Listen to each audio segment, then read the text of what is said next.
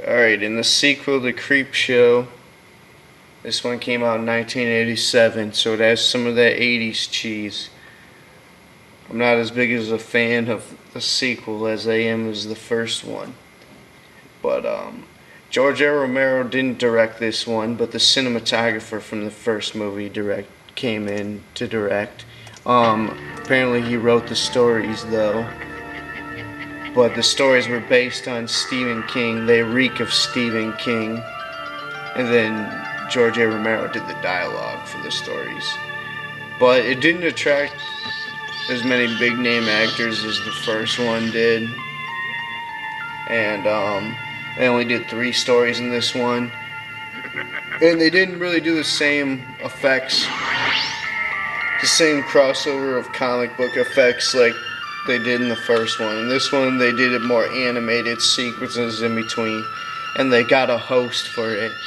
Kind of like how these are based off the EC comics from the 50s, like I was saying, and those had hosts that introduced. They had the Old Witch, the Vault Keeper, and the Crypt Keeper, who would introduce the stories in the comic book. You could still read them online. They're free domain. Check those out.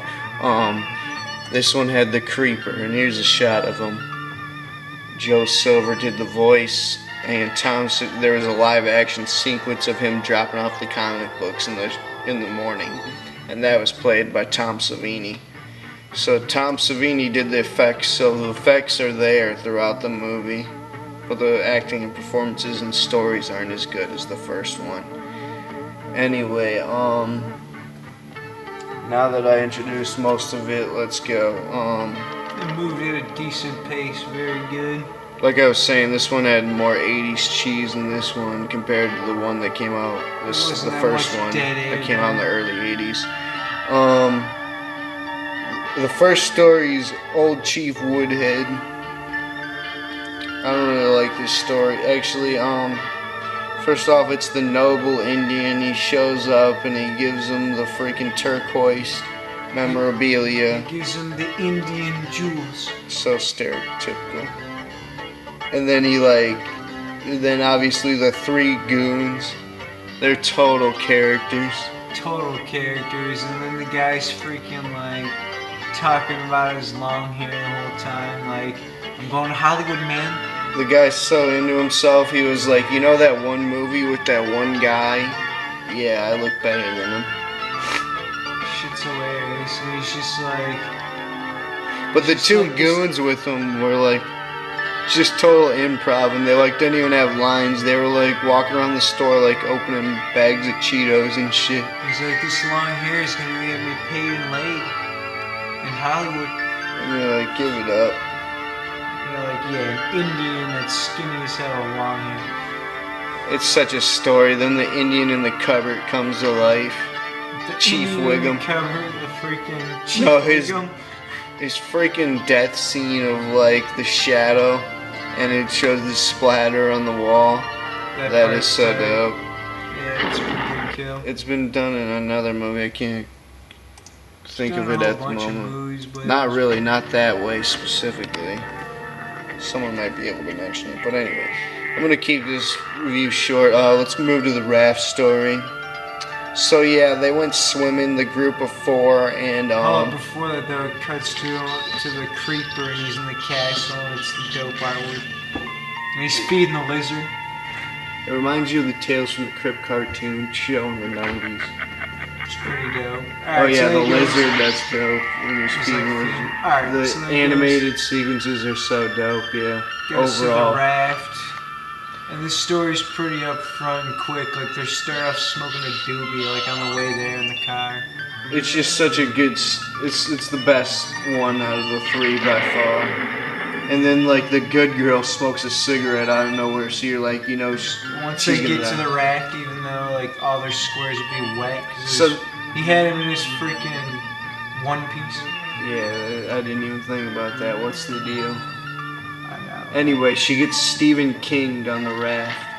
She totally gets Stephen King worship. With the blob coming over. Okay, I gotta say the this. Effects are pretty good with in the this. early 90s, when I was like 4 or 5 years old, I remember I came home, my dad was watching a horror movie. Gotta say this. And I've never been able to find this horror movie. It's similar to The Raft, where a group of like young 20-somethings go out to a lake, and a blob kind of consumes one of the guy, and the friends leave him behind, and he goes to pick off his friends one by one, and they show like his figure. He turns into like an animated figure basically. It's like a Freddy Krueger type look of an animated Freddy Krueger type.